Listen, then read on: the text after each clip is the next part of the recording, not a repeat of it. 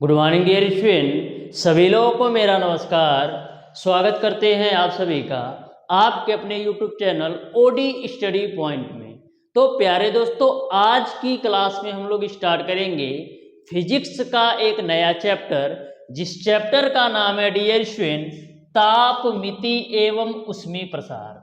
आज की क्लास में डियर स्टूडेंट मैं आप लोगों को ताप मिति एवं ऊष्मीय प्रसार के बेसिक कॉन्सेप्ट व थ्योरी पार्ट को बहुत ही बेहतरीन तरीके से कवर करने वाला हूं। डियर स्टूडेंट, जैसा कि आपको पता है कि किसी भी चैप्टर का कॉन्सेप्ट जो होता है सबसे महत्वपूर्ण होता है। यदि आप डियर स्टूडेंट चैप्टर का कॉन्सेप्ट व थ्योरी पार्ट को अच्छी तरीके से समझ गए तो उस चैप्टर पर आधारित किसी भी तरीके से किसी भी टाइप से आपसे क्वेश्चन पूछ लिया जाएगा तो आपसे छूटेगा नहीं। तो सबसे पहले डियर स्टूडेंट आज की क्लास में मैं आप लोगों को ताप मिति एवं ऊष्मीय प्रसार के बेसिक कॉन्सेप्ट व थ्योरी पार्ट को बहुत ही बेहतरीन तरीके से कवर करने वाला हूं। यदि आप पूरी क्लास लेते हो डियर स्टूडेंट तो आपको पूरी तरह से तापमिति एवं ऊष्मीय प्रसार के बेसिक कॉन्सेप्ट व थ्योरी अच्छी तरीके से समझ में आ जाएगा। तो डियर स्टूडेंट, क्लास स्टार्ट करने से पहले हमारी एक छोटी सी रिक्वेस्ट है कि जो भी स्टूडेंट अभी तक हमारे चैनल ओडी स्टडी पॉइंट को सब्सक्राइब नहीं किए हैं, सब्सक्राइब जरूर कर लीजिएगा और बेल आइकन को भी प्रेस कर लीजिएगा, जिससे हमारी अपकमिंग आने वाली वीडियो का नोटिफिकेशन आपको मिलता रहे। जानकारी के लिए डियर स्टूडेंट मैं आप लोगों को बता दूं, हमारी डेली बेसिस पर क्लासेस होती है मंडे टू संडे। फिजिक्स की जो क्लास होती है डियर स्टूडेंट सुबह के 10 बजे होती है और जो मैथ की क्लास होती है शाम के 4 बजे होती है। इसके अलावा यदि आपका कोई भी क्वेरी हो या डेली बेसिस पर पीडीएफ चाहते हैं तो हमारे व्हाट्सएप ग्रुप नंबर 7620175373 पर आप हाय लिख करके भेजिएगा तो भी मैं ऐड कर दूंगा, या तो डियर स्टूडेंट मैं आपको व्हाट्सएप ग्रुप का लिंक इस वीडियो के डिस्क्रिप्शन बॉक्स में दे दूंगा, वहां से भी आप जुड़ सकते हो। तो डियर स्टूडेंट, हमारे चैनल के माध्यम से आप लोगों को पॉलिटेक्निक अथवा आईईआरटी की कंप्लीट तैयारी करवाई जा रही है यूट्यूब पर। आपको किसी भी पेड कोर्स लेने की कोई जरूरत नहीं है। बहुत ही बेहतरीन तरीके से शेड्यूल्ड डियर स्टूडेंट मैं आप लोगों को पॉलिटेक्निक अथवा आईईआरटी की तैयारी कराऊंगा। डियर स्टूडेंट, मेरा पूरा प्रयास है कि मैं आप लोगों का सिलेबस के अनुसार एक एक चैप्टर के एक एक क्वेश्चन को अप्रैल तक पूरी तरह से मैं तीनों सब्जेक्ट क्लियर करा दूंगा। फिजिक्स, केमिस्ट्री, मैथ यानी कि तीनों सब्जेक्ट में अप्रैल लास्ट तक पूरी तरह से कंप्लीट करा दूंगा। ऐसा कोई भी चैप्टर नहीं होगा कि आपको हमारे चैनल के माध्यम से मिले ना। तो सारी चीज़ों को बहुत ही बेहतरीन तरीके से हम लोग कवर कर रहे हैं, तो आपको अच्छी तरीके से हमारी बातें समझ में आ गई होंगी। अब आ जाओ डियर स्टूडेंट, हम स्टार्ट करते हैं क्लास को। तो ध्यान से समझिएगा। सबसे पहले डियर स्टूडेंट हम समझते हैं कि ताप मिति क्या होती है, थर्मोमेट्री क्या होती है। तो डियर स्टूडेंट, विज्ञान की वह शाखा जिसके अंतर्गत हम ताप मापन का अध्ययन करते हैं उसे हम ताप मिति कहते हैं। यानी कि विज्ञान की वह ऐसी शाखा जिसके अंतर्गत हम ताप मापन का अध्ययन करते हैं उसे ताप मिति कहते हैं, तथा ताप मापने के लिए जो यंत्र प्रयोग करते हैं ना उसे हम तापमापी कहते हैं। तो यदि आप डिफिनीशन लिखना चाहते हैं तो लिख सकते हैं कि विज्ञान की वह शाखा जिसके अंतर्गत ताप मापन का अध्ययन किया जाता है उसे हम ताप मिति कहते हैं, तथा ताप मापने के लिए जिस यंत्र का हम प्रयोग करते हैं उसे हम तापमापी कहते हैं। तो ताप मिति आपको समझ में आ गया होगा कि विज्ञान की एक ऐसी शाखा जिसके अंतर्गत हम ताप मापन का अध्ययन करते हैं उसे हम ताप मिति, तथा ताप मापने के लिए जिस यंत्र का हम प्रयोग करते हैं उसे हम तापमापी कहते हैं। यहां तक आपको क्लियर है। अब हम बात करते हैं डियर स्टूडेंट कि ताप होता क्या है, कि ताप होता क्या है। तो जो आपका ताप है ना डियर स्टूडेंट, किसी पदार्थ का एक ऐसा भौतिक गुण है जो किसी अन्य वस्तु के संपर्क में रखे जाने पर यह सुनिश्चित करता है कि हम उससे उष्मा लेंगे या उससे उष्मा देंगे। तो ताप जो आपका है ना, किसी भी पदार्थ का एक ऐसा भौतिक गुण है जो किसी अन्य वस्तु के संपर्क में रखे जाने पर यह सुनिश्चित करता है कि हम अन्य वस्तु से उष्मा लेंगे या उसे उष्मा देंगे। तो इसको हम ताप कहते हैं। तो इसका भी डिफिनीशन लिखना चाहते हो तो लिख लेना। किसी वस्तु का ताप वह भौतिक गुण है जो यह सुनिश्चित करता है जो किसी अन्य वस्तु के संपर्क में रखे जाने पर उससे उष्मा लेगी या उष्मा देगी। तो डियर स्टूडेंट, आपके एग्जामिनेशन में डिफिनीशन तो पूछा नहीं जाएगा क्योंकि मल्टीपल टाइप के क्वेश्चन पूछे जाएंगे, लेकिन आपको जानकारी के लिए ये चाहिए कि तापमिति क्या होता है और ताप क्या होता है। अब डियर स्टूडेंट, ताप मापन क्या होता है? तो ताप मापने के लिए पदार्थ के किसी ऐसे गुण का उपयोग किया जाता है जो ताप के साथ निरंतर बदलता रहता है। यानी कि हम ताप मापने के लिए पदार्थ के ऐसे गुण का उपयोग करते हैं जो ताप के साथ निरंतर बदलता रहता है, वही आपका ताप मापन होता है। तो ताप मापन भी आपको समझ में आ गया होगा। तो आ जाओ डियर स्टूडेंट, हम बात करते हैं कि ताप मापने की तीन पद्धतियां हैं। एक आपका सेल्सियस है, दूसरा आपका फारेनहाइट है और तीसरा आपका केल्विन है। तो तीनों में संबंध क्या होता है, बहुत ही शिद्दत के साथ समझना। इसी पर आपसे क्वेश्चन पूछा जाता है। हर वर्ष आपको एक से दो क्वेश्चन देखने को मिलता है। सेल्सियस, फारेनहाइट तथा केल्विन ताप पैमाने में संबंध से एक से दो क्वेश्चन 100% आएगा। अपनी कॉपी में अच्छी तरीके से नोट कर लेना। तो जो आपका सेल्सियस पैमाना होता है ना डियर स्टूडेंट, इसको 100 बराबर भागों में बांटा गया था।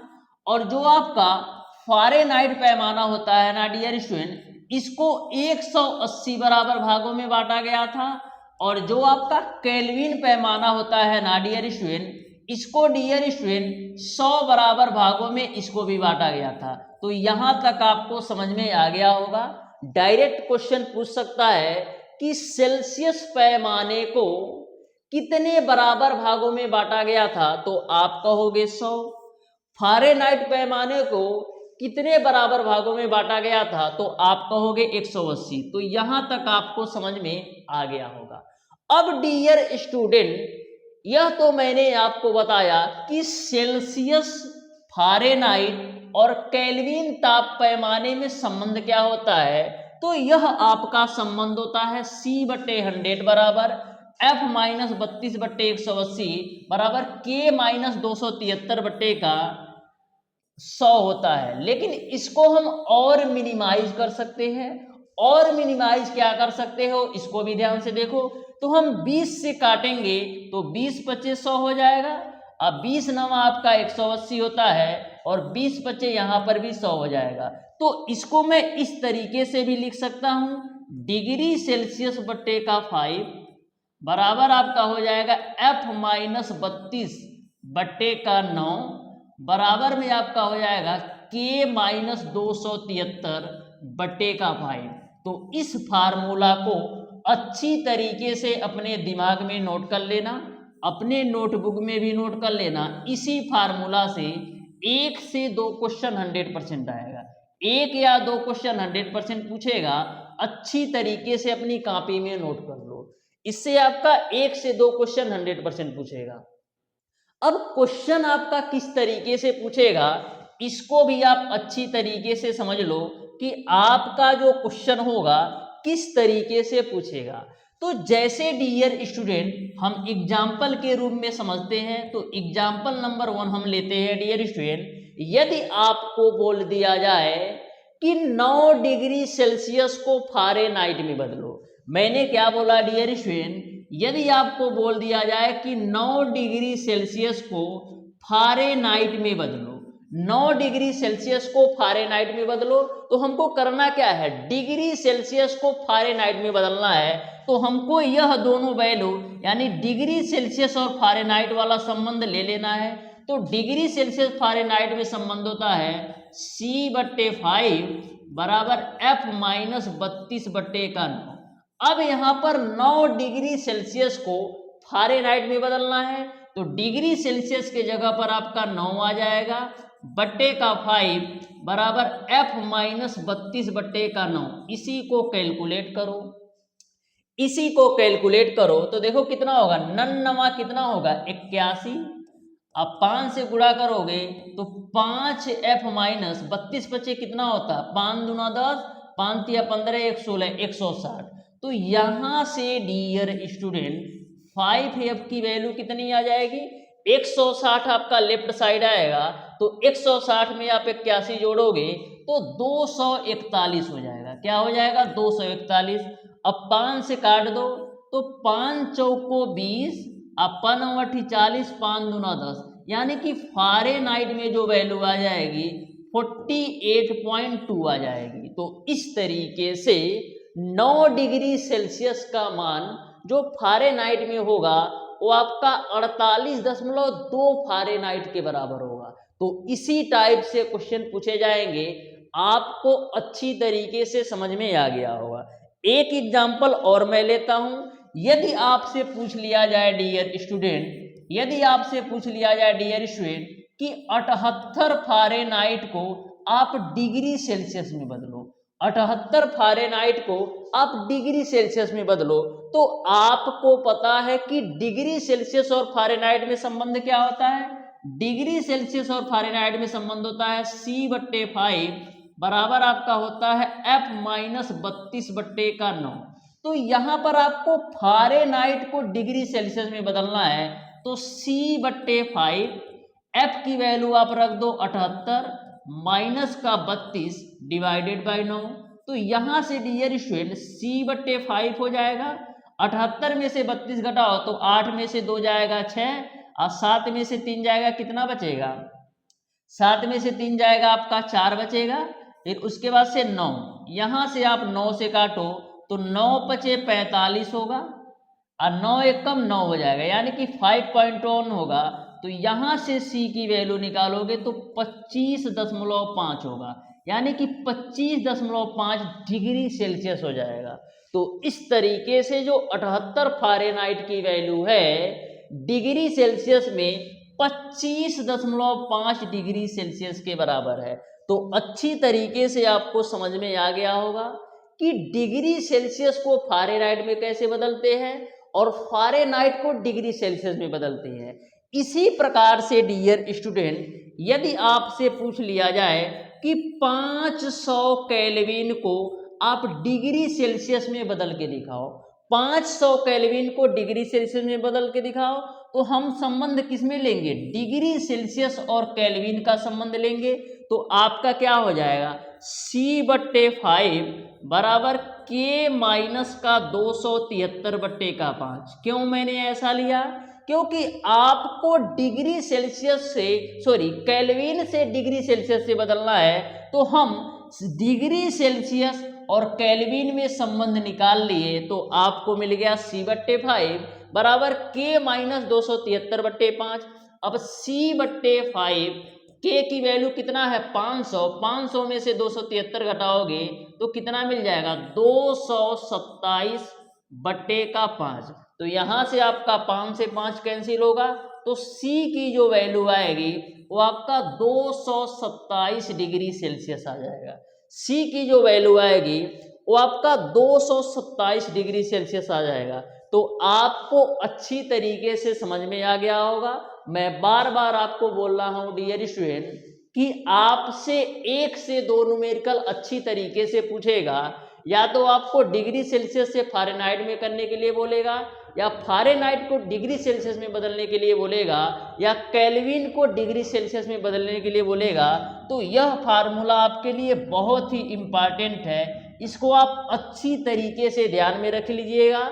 C/5 बराबर F माइनस 32/9 बराबर K माइनस 273/5। तो यहां तक आपको सारी बातें अच्छी तरीके से समझ में आ गई होगी। अब आगे आ जाओ, डियर स्टूडेंट, परम ताप क्या होता है? परम ताप क्या होता है डियर स्टूडेंट? तो ध्यान में रखिएगा, परम ताप में हम ताप को केल्विन में मेजर करते हैं। परम ताप में हम ताप को केल्विन में मेजर करते हैं।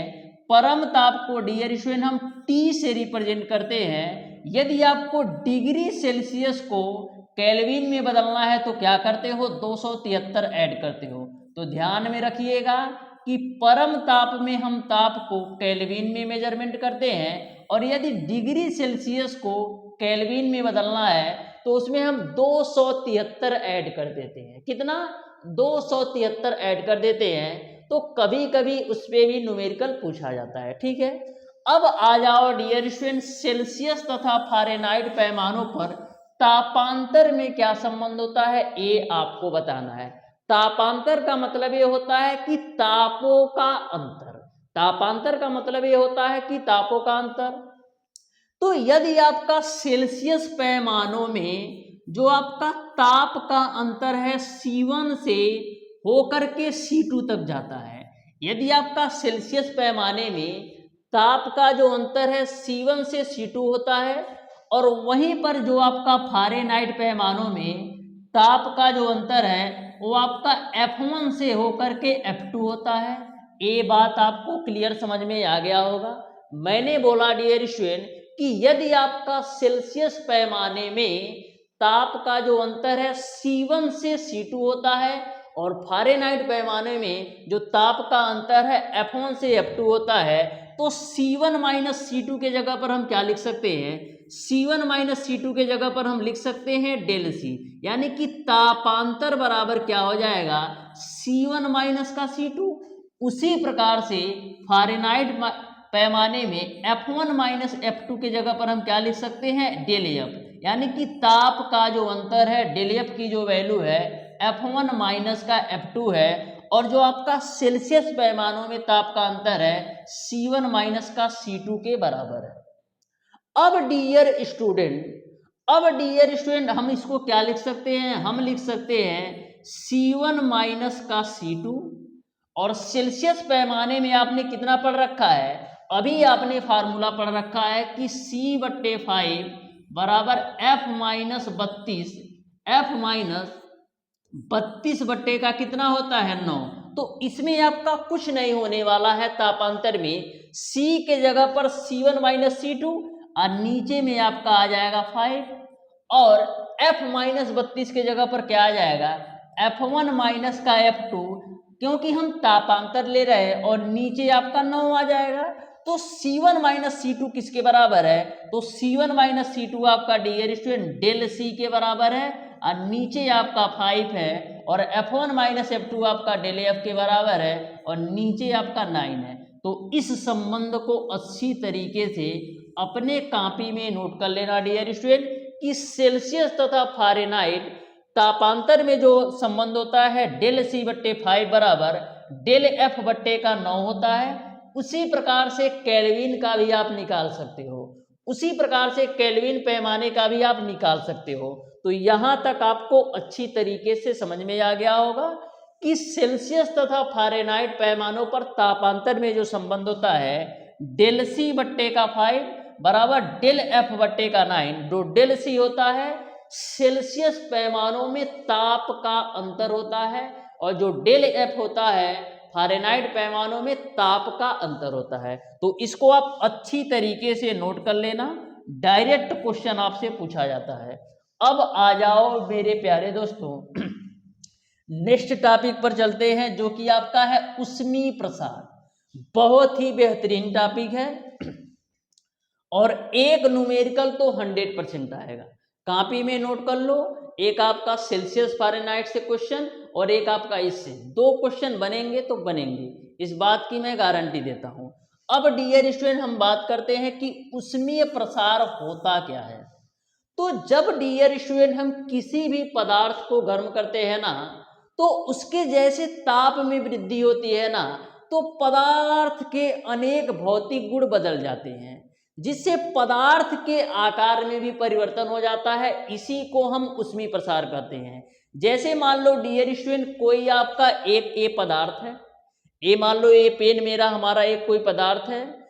जब इसको गर्म किया जाता है, जब इसको हम गर्म करेंगे तो जैसे ताप में वृद्धि होगा ना, तो इस पदार्थ के अनेक भौतिक गुण में परिवर्तन होगा, जिससे इसके आकार में परिवर्तन हो जाएगा। तो इसी को हम ऊष्मीय प्रसार कहते हैं। जैसे एक मान लो आपका लोहा है, इस तरीके से मान लो आपका एक लोहा है डियर स्टूडेंट, जब इसको आप गर्म करोगे, जब इसको आप गर्म करोगे ना, तो जैसे ताप में वृद्धि होगा ना, तो जैसे ताप में वृद्धि होगा ना, तो इस पदार्थ के अनेक भौतिक गुण में परिवर्तन होगा। तो अनेक भौतिक गुण में परिवर्तन होने के कारण डियर स्टूडेंट इसके आकार में भी परिवर्तन होगा, उसी को हम ऊष्मीय प्रसार कहते हैं। तो डिफिनीशन लिख लेना यहाँ से, जब किसी पदार्थ को गर्म किया जाता है तो उसका ताप बढ़ने से पदार्थ के अनेक भौतिक गुण बदल जाते हैं, जिससे पदार्थ के आकार में परिवर्तन हो जाता है, उसे ही हम ऊष्मीय प्रसार कहते हैं। ऊष्मीय प्रसार आपका 3 प्रकार का होता है। पहला आपका होता है डियर स्टूडेंट रेखीय प्रसार, दूसरा आपका होता है क्षेत्रीय प्रसार, और तीसरा आपका होता है आयतन प्रसार। तो रेखीय प्रसार में होता क्या है, लंबाई में वृद्धि होती है। रेखीय प्रसार में, रेखीय यानी कि रेखा टाइप का है, तो रेखीय प्रसार में डियर स्टूडेंट लंबाई में वृद्धि होती है। क्षेत्रीय प्रसार में यानी कि क्षेत्रफल की बात हो रही है, तो क्षेत्रफल में वृद्धि होती है, और आयतन प्रसार में आपका आयतन में वृद्धि होती है। तो तीनों पॉइंट आप अच्छी तरीके से ध्यान में रखना कि एक आपका होता है रेखीय प्रसार, दूसरा आपका होता है क्षेत्रीय प्रसार, और तीसरा आपका होता है आयतन प्रसार। रेखीय प्रसार में डियर स्टूडेंट लंबाई में वृद्धि होती है, रेखीय प्रसार में आपका लंबाई में वृद्धि होती है, और क्षेत्रीय प्रसार में आपका क्षेत्रफल में वृद्धि होती है, और आयतन प्रसार में आपका आयतन में वृद्धि होती है। यहां तक आपको सारी बातें समझ में आ गई होंगी। अब डियर स्टूडेंट इनके प्रसार गुणांक के बारे में हम बात करते हैं कि रेखीय प्रसार गुणांक होता क्या है, कि रेखीय प्रसार गुणांक होता क्या है। तो मैंने आपको क्या बताया कि रेखीय प्रसार गुणांक में लंबाई में वृद्धि होती है। कभी कभी डायरेक्ट क्वेश्चन पूछ लेता है कि रेखीय प्रसार गुणांक में वृद्धि होती है, तो ध्यान में रखिएगा लंबाई में वृद्धि। अब डियर स्टूडेंट रेखीय प्रसार गुणांक को हम अल्फा से डिनोट करते हैं। किससे? रेखीय प्रसार गुणांक को डियर स्टूडेंट हम लोग अल्फा से डिनोट करते हैं।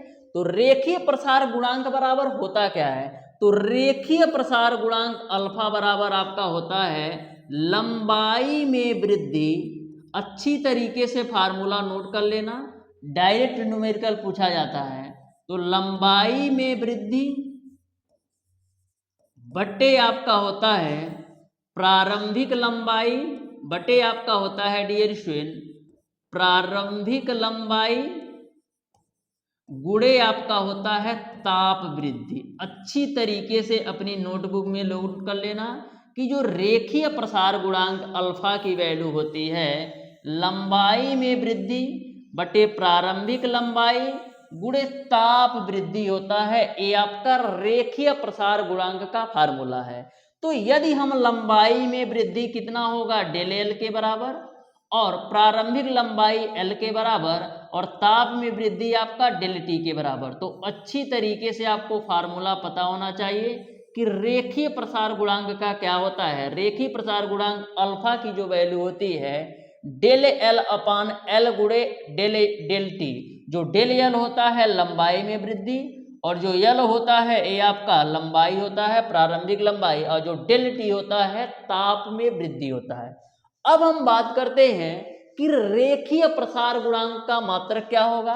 तो लंबाई में वृद्धि को किस में मापते हो, मीटर में। प्रारंभिक लंबाई को भी हम मीटर में मापेंगे, और ताप में वृद्धि को किस में मापते हो, तो डिग्री सेल्सियस में मापते हो।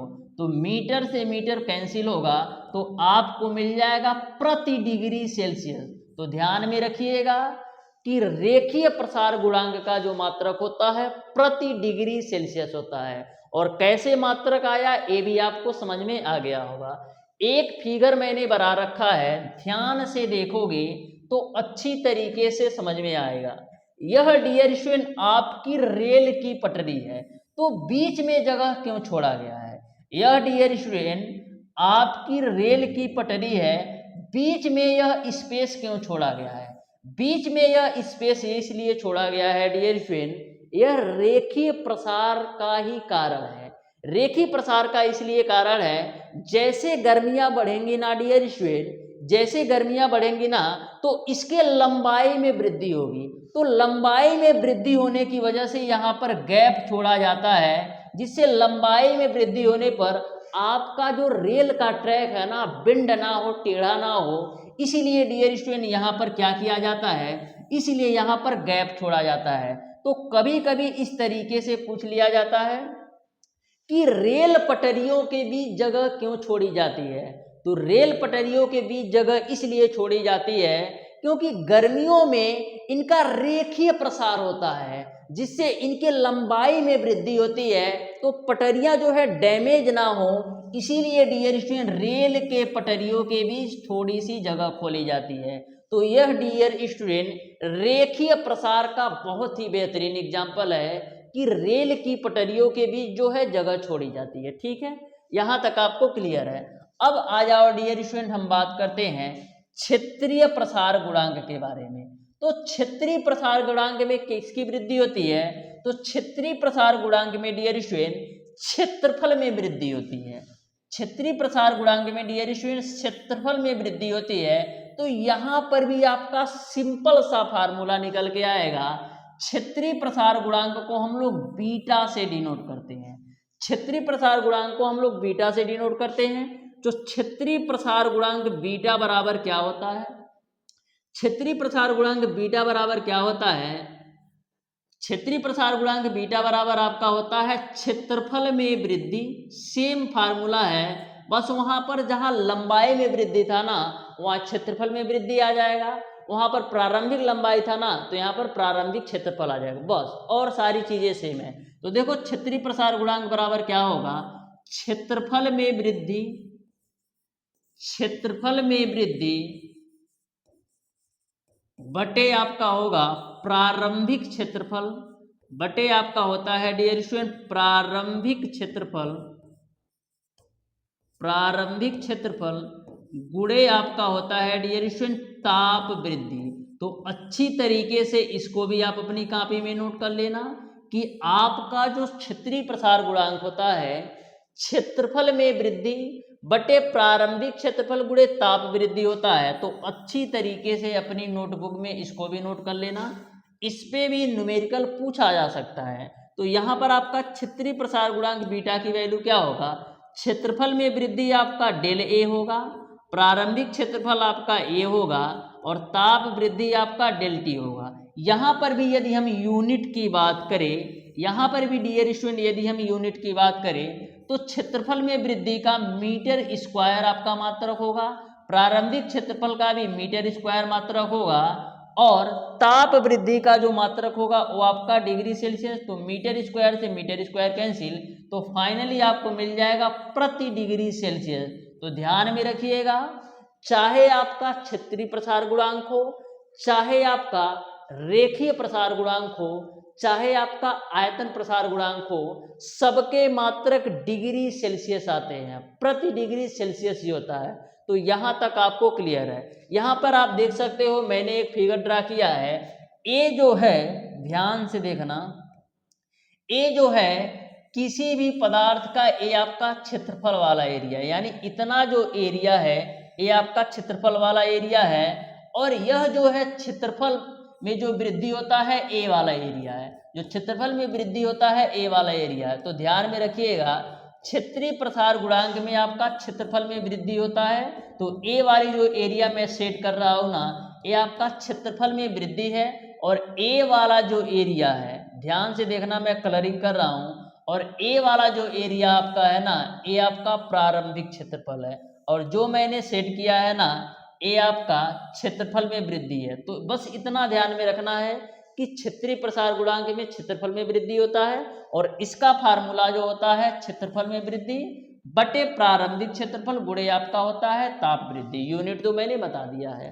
अब आ जाओ डियर स्टूडेंट, हम देखते हैं आयतन प्रसार गुणांक। तो सेम कॉन्सेप्ट इसका भी है, सेम कॉन्सेप्ट इसका भी, सॉरी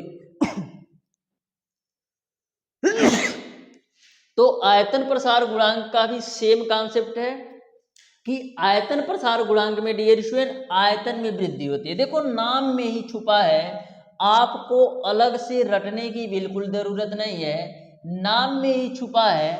आयतन प्रसार गुणांक बोले तो आयतन में वृद्धि, क्षेत्रीय प्रसार गुणांक बोले तो क्षेत्रफल में वृद्धि, रेखीय प्रसार गुणांक बोले तो लंबाई में वृद्धि। बस सिंपल सा कॉन्सेप्ट है।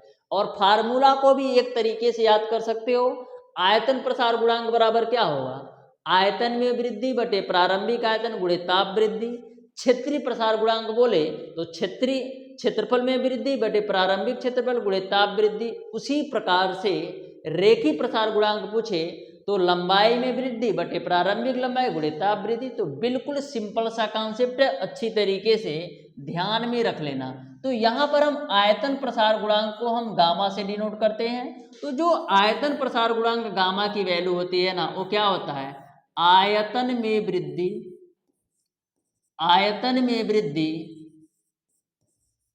आयतन में वृद्धि बटे आपका होता है प्रारंभिक आयतन बटे आपका होता है डियर स्टूडेंट प्रारंभिक आयतन गुणे आपका होता है ताप वृद्धि। तो अच्छी तरीके से अपनी नोटबुक में नोट कर लीजिएगा कि आयतन प्रसार गुणांक बराबर क्या होता है। आयतन प्रसार गुणांक बराबर आपका होता है डियर स्टूडेंट आयतन में वृद्धि बटे प्रारंभिक आयतन गुणे आपका होता है ताप वृद्धि। तो न्यूमेरिकल आपका एक जरूर आएगा, चाहे आपका आयतन प्रसार गुणांक से पूछ ले या रेखीय प्रसार गुणांक से पूछ ले या क्षेत्रीय प्रसार गुणांक से। तो यहाँ पर आपका आयतन प्रसार गुणांक बराबर क्या होगा, आयतन में वृद्धि, आयतन में वृद्धि क्या होगा, डेल भी बटे प्रारंभिक आयतन आपका भी होगा और ताप में वृद्धि आपका होगा डेल टी। यहाँ पर भी यदि हम यूनिट की बात करें तो आयतन में वृद्धि का यूनिट जो होगा वो आपका मीटर क्यूब और प्रारंभिक आयतन का भी यूनिट मीटर क्यूब होगा और ताप वृद्धि का डिग्री सेल्सियस। तो मीटर क्यूब से मीटर क्यूब कैंसिल, तो यहाँ पर भी 1 डिग्री सेल्सियस हो जाएगा। तो अच्छी तरीके से आपको समझ में आ गया होगा, चाहे आपका रेखीय प्रसार गुणांक हो, चाहे आपका क्षेत्रीय प्रसार गुणांक हो, चाहे आपका आयतन प्रसार गुणांक हो, सबके यूनिट आपका प्रति डिग्री सेल्सियस होता है। ये बात आपको क्लियर है। अब डियर स्टूडेंट एक बात मैं और आपको बता दूं, अच्छी तरीके से अपनी कॉपी में नोट कर लेना, कभी कभी डायरेक्ट क्वेश्चन पूछा लिया जाता है।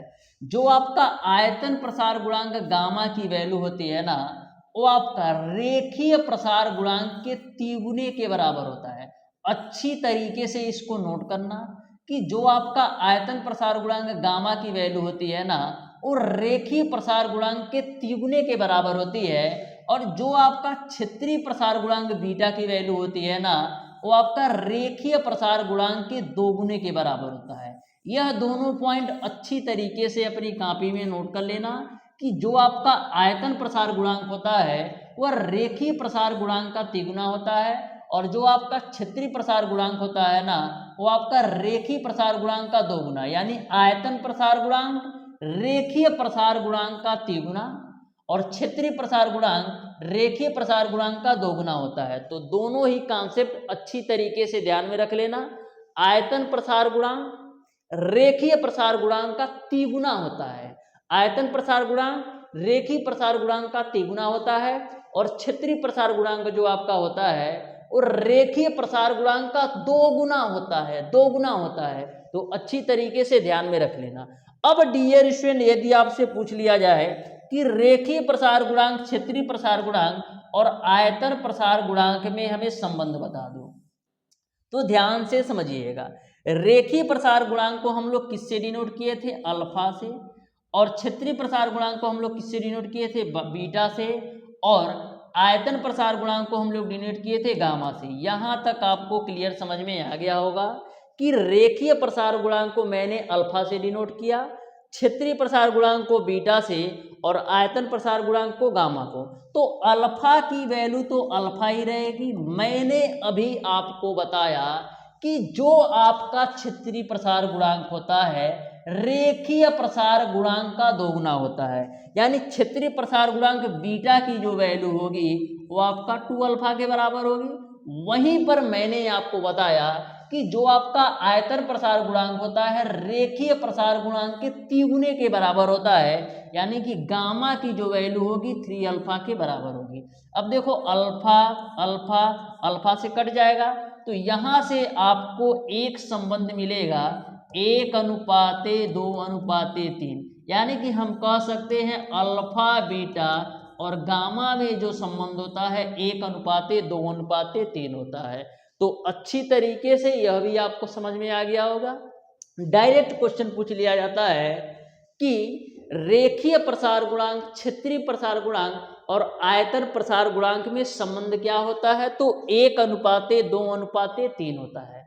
इसको घुमा करके भी पूछ सकता है, आपसे पूछ लेगा कि आयतन प्रसार गुणांक और क्षेत्रीय प्रसार गुणांक और रेखीय प्रसार गुणांक में संबंध बताओ। तो आपको इस तरीके से बोलना है कि आयतन प्रसार गुणांक आपका 3 अनुपात में, क्षेत्रीय प्रसार गुणांक 2 अनुपात में और रेखीय प्रसार गुणांक आपका 1 अनुपात में। तो किसी तरीके से घुमाकर पूछे ना तो आपको कंफ्यूज बिल्कुल नहीं होना है, आप अच्छी तरीके से जवाब दे सको।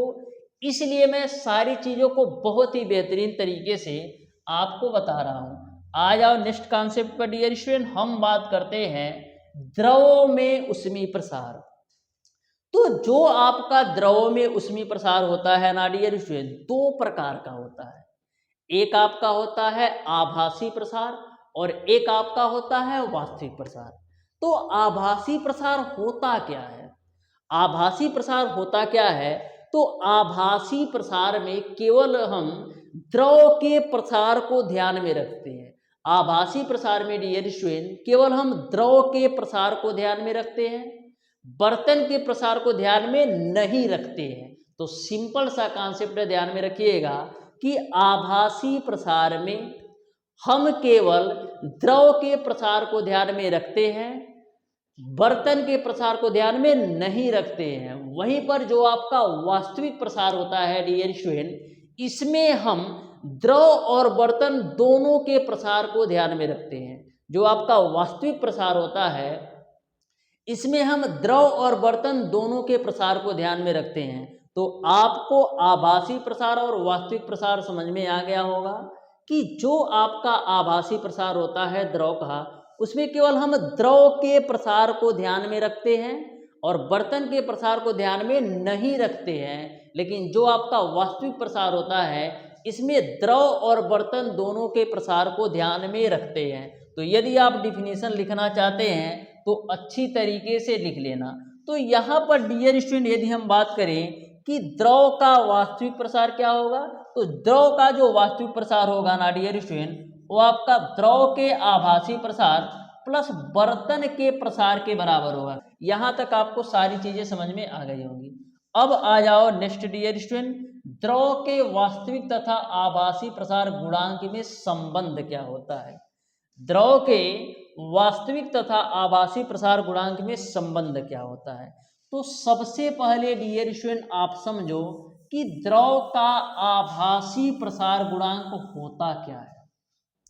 सबसे पहले आप समझिएगा कि द्रव का आभासी प्रसार गुणांक होता क्या है। तो द्रव का आभासी प्रसार गुणांक, आभासी प्रसार गुणांक, द्रव का आभासी प्रसार गुणांक। तो जो आपका द्रव का आभासी प्रसार गुणांक होता है ना, वो आपका द्रव के आयतन में आभासी वृद्धि बटे प्रारंभिक आयतन गुणे ताप वृद्धि के बराबर होता है। जो आपका द्रव का आभासी प्रसार गुणांक होता है ना, वह आपका द्रव के आयतन में आभासी वृद्धि, द्रव के आयतन में आभासी वृद्धि, द्रव के आयतन में आभासी वृद्धि बटे आपका होता है प्रारंभिक आयतन, बटे आपका होता है प्रारंभिक आयतन,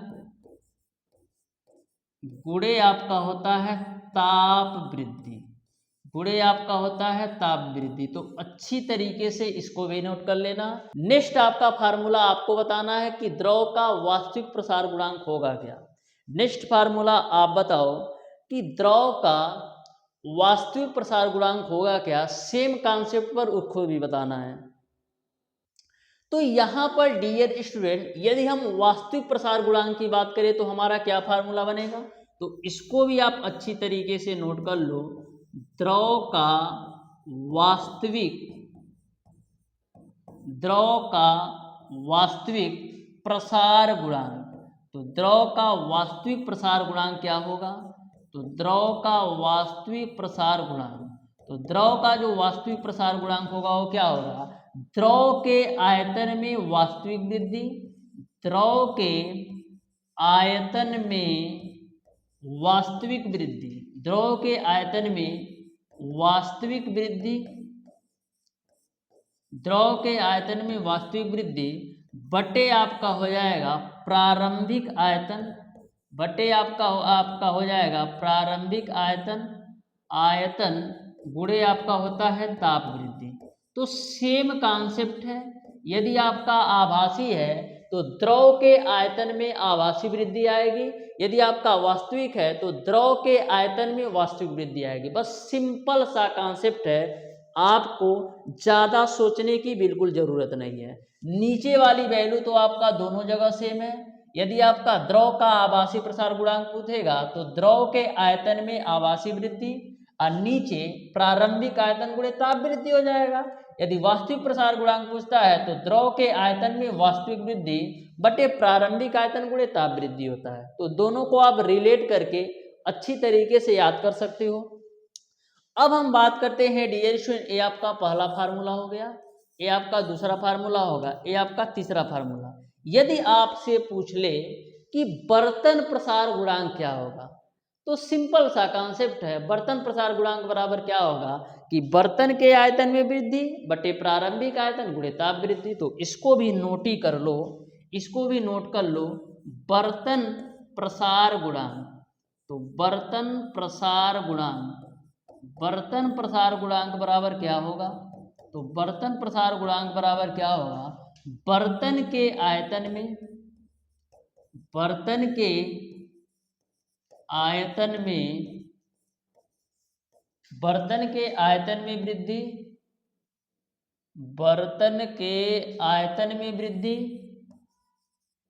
बटे आपका हो जाएगा प्रारंभिक आयतन, बटे आपका हो जाएगा प्रारंभिक आयतन गुणे आपका हो जाएगा ताप वृद्धि। तो तीनों फार्मूला आप अच्छी तरीके से नोट कर लेना कि यदि आपका बर्तन प्रसार गुणांक की बात करता है तो बर्तन के आयतन में वृद्धि बटे प्रारंभिक आयतन गुणे ताप वृद्धि होता है। यदि द्रव का वास्तविक प्रसार गुणांक पूछता है तो द्रव के आयतन में वास्तविक वृद्धि बटे प्रारंभिक आयतन गुणे ताप वृद्धि होगा। तो यहाँ पर आपका एक फार्मूला और जनरेट होता है, ध्यान से और आराम से उसको भी आप समझना। तो यदि हम आभासी प्रसार गुणांक को गामा ए से डिनोट करें और वास्तविक प्रसार गुणांक को हम किससे डिनोट करें, तो गामा आर से, यानी कि रियल वाला हमारा प्रसार गुणांक है, और बर्तन के प्रसार गुणांक को हम गामा जी से डिनोट करें, तो ऐसे कंडीशन में हमारा फार्मूला क्या निकल कर आएगा, गामा आर बराबर क्या निकलेगा, गामा ए प्लस का गामा जी, यानी कि जो आपका वास्तविक प्रसार गुणांक होगा द्रव का, वो आपका द्रव के आभासी प्रसार गुणांक प्लस बर्तन के प्रसार गुणांक के बराबर होगा। तो इसको भी आप अच्छी तरीके से नोट कर लेना कि जो आपका द्रव का वास्तविक प्रसार गुणांक गामा आर की वैल्यू होगी, द्रव के आभासी प्रसार गुणांक गामा ए प्लस का बर्तन के प्रसार गामा जी के बराबर होगी। यहां तक आपको सारी बातें समझ में आ गई होगी। अब डियर स्टूडेंट, नेक्स्ट दो कॉन्सेप्ट और है, अच्छी तरीके से नोट कर लेना। जो आपका पहला है डियर स्टूडेंट ताप के साथ घनत्व में परिवर्तन। जो आपका ताप के साथ घनत्व में परिवर्तन होता है वो आपका dt बराबर क्या होता है, dt बराबर d0 1 minus gamma into T होता है। dt बराबर d0 1 minus gamma into T होता है। जो आपका dt होता है ना डियर स्टूडेंट, ये क्या होता है, जो आपका dt है ये है क्या, तो जो आपका dt है dear student T degree Celsius पर आपका घनत्व है। जो dt है वो आपका क्या है, T डिग्री सेल्सियस पर घनत्व है। और जो आपका जीरो है ना डियर स्टूडेंट d0 वो आपका 0 डिग्री सेल्सियस पर घनत्व है। अच्छी तरीके से नोट कर लो। और जो आपका गामा है ये आपका क्या है, आयतन प्रसार गुणांक है। आयतन प्रसार गुणांक, जो आपका गामा क्या है, आयतन प्रसार गुणांक। और इसके अलावा जो आपका T है वो आपका ताप होता है। तो आपको कन्फ्यूजन बिल्कुल नहीं होना चाहिए कि जो आपका ताप के साथ घनत्व में परिवर्तन होता है dt बराबर d0 1 माइनस का गामा इंटू टी होता है। जो आपका dt है T डिग्री सेल्सियस पर घनत्व है। जो आपका d0 है वो आपका 0 डिग्री सेल्सियस पर घनत्व है। जो आपका गामा है ये आपका आयतन प्रसार गुणांक है। और जो T आपका है वो आपका ताप है। कभी कभी डायरेक्ट फार्मूला या न्यूमेरिकल पूछ लेता है। आ जाओ डियर स्टूडेंट, गैसों का उष्मीय प्रसार, जो इस चैप्टर का लास्ट टॉपिक है, ध्यान से समझना। देखो क्या लिख रखा है कि ताप बढ़ने पर गैसें ठोस तथा द्रव की अपेक्षा बहुत अधिक फैलती हैं तथा सामान्य तापांतर पर विभिन्न गैसों के आयतन प्रसार होते हैं। सभी गैसों का समान आयतन प्रसार गुणांक गामा भी तथा आयतन के साथ निम्न संबंध के अनुसार बदलता है। आपका फार्मूला निकल कर आता है V बराबर V0 1 प्लस का गामा इंटू का T। जो आपका V है ये क्या है, और जो आपका V0 है ये क्या है, और गामा और T तो आपको पता है। गामा क्या है, आयतन प्रसार गुणांक, T क्या है, ताप है। V0 क्या है, 0 डिग्री सेल्सियस पर आयतन है। और V क्या है, आपका अंतिम आयतन है। तो इसको भी आप अच्छी तरीके से नोट कर लेना। तो इस तरीके से डियर स्टूडेंट आज की क्लास में मैंने आपको बताया है ताप मिति एवं ऊष्मीय प्रसार के जितने भी बेसिक कॉन्सेप्ट व थ्योरी पार्ट थे, टोटल बेसिक कॉन्सेप्ट व थ्योरी पार्ट को मैंने अच्छी तरीके से कवर करने का प्रयास किया है। फिर भी यदि आपका कहीं से भी कोई भी डाउट और कोई भी कन्फ्यूजन हो तो आप हमें कमेंट बॉक्स में कमेंट करके जरूर बताइएगा डियर स्टूडेंट। नेक्स्ट क्लास में डियर स्टूडेंट हम लोग करेंगे क्या, नेक्स्ट क्लास में डियर स्टूडेंट हम लोग इस चैप्टर के क्वेश्चन को बहुत ही बेहतरीन तरीके से कवर करने वाले हैं। तो बहुत ही शिद्दत के साथ हम लोग सारी क्लासेस लेने वाले हैं। तो प्यारे दोस्तों, आज की क्लास आपको कैसी लगी अपनी राय कमेंट बॉक्स में कमेंट करके जरूर बताना। मिलते हैं डियर स्टूडेंट नेक्स्ट क्लास में, तब तक के लिए धन्यवाद।